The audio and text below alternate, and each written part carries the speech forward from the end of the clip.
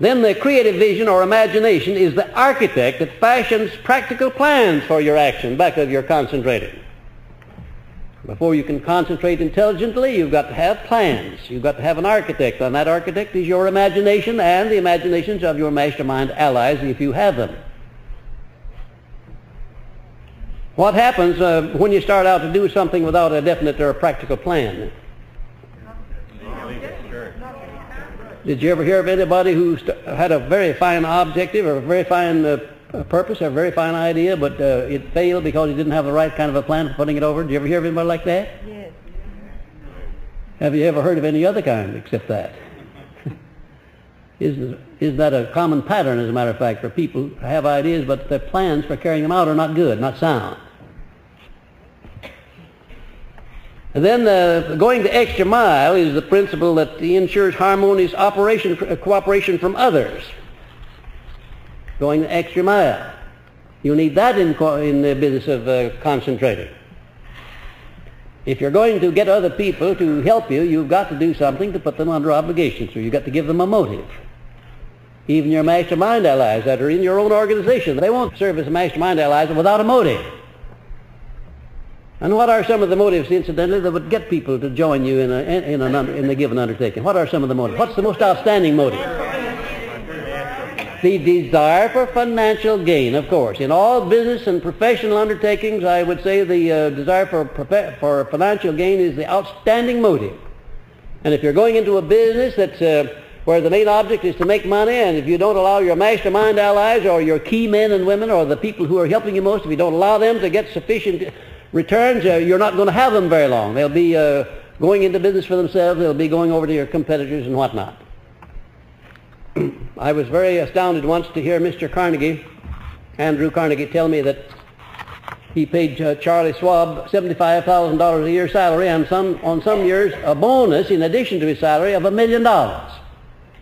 Did that several years. And to me that was a lot of money then. It's still a lot of money now. Well, I was curious about Mr. Carnegie, and I wanted to know why a man of his great intelligence would pay one man like that a bonus of more than 10 times as much as his salary. And I said, Mr. Carnegie, did you have to do that? Why, he said, no, certainly I didn't. I could let go and let him go out and go into competition with me. Sure, I didn't have to do it. There's quite a bit of meaning back of that statement. In other words, he got a good man there that was very valuable to him, and he wanted to keep him. And he knew that the way to keep him was to let him know that he'd make more money with Mr. Carnegie than he would without him. Then the applied golden rule gives one moral guidance to the action in connection with what one is concentrating. Then accurate thinking saves one from daydreaming and in the creation of plans. And did you know that most of the so-called thinking is nothing in the world but daydreaming or hoping or wishing? That's what it is. There are a lot of people in this world who spend the vast majority of their time daydreaming and hoping and wishing, thinking about things, but never doing what? Anything else? Never taking any actual, physical, or mental, concrete action in carrying out their plans. I had an experience a long time ago when I was lecturing over in Des Moines, Iowa, on this philosophy. After the lecture was over, an elderly man tottered up or waddled up to the stage. He was decrepit and not very strong. And he fished around in his pocket and came out with a great bundle of papers that had dog ears on them. And finally he fished around amongst those papers and he came up with one on yellow paper. And he said, nothing new, Mr. Hill, in what you just said. Said, I had those ideas 20 years ago. Said, there they are on paper. I had those ideas. Sure he did. Millions of other people had them too. But nobody did anything about them. Nothing new in the philosophy, not a thing new in it, except the law of cosmic habit force. That's the only new thing about it.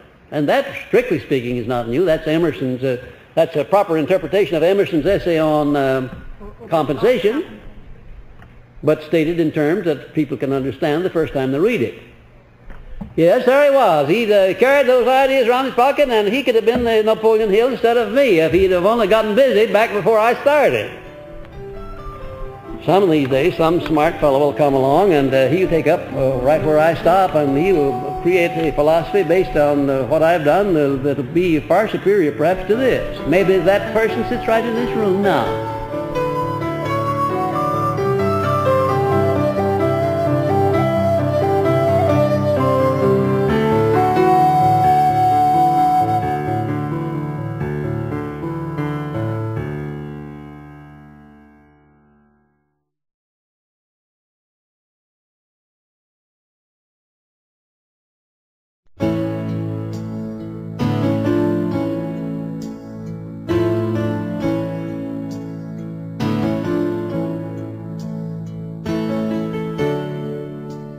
And then learning from defeat ensures one against quitting when the going is hard. Isn't it a marvelous thing to know that in this philosophy you have learned beyond any question of a doubt that failure and defeat and adversity needn't stop you, that there's a benefit in every such experience? Yes. What is that benefit? Tell me.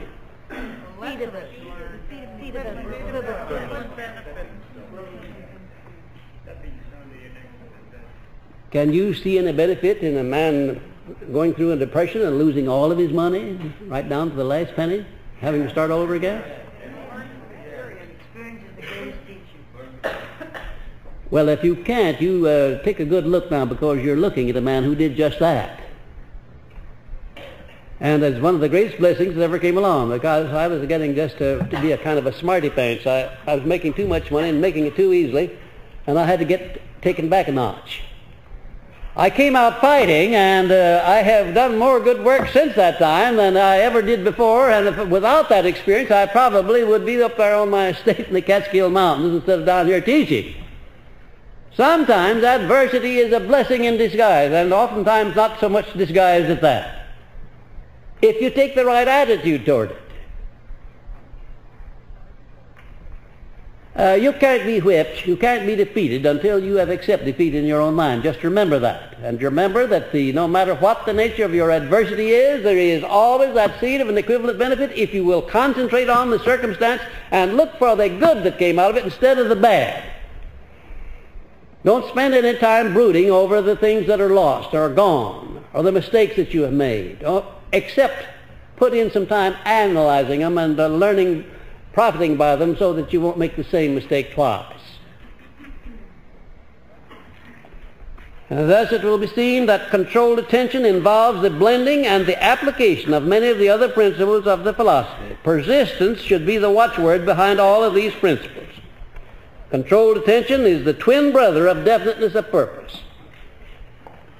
Just think what you could do with those two principles. Definiteness of purpose, knowing exactly what you want, and concentrate everything you've got on the carrying out of that purpose. Do you know what would happen to your mind, to your brain, and to your whole personality, and to yourself if you would concentrate on one definite thing? And by concentrating on it, I mean to put all of the time that you can possibly spare when you're not sleeping and not working to earn a living, all of the time that you can possibly spare, seeing yourself in position of the thing that represents your definiteness of purpose.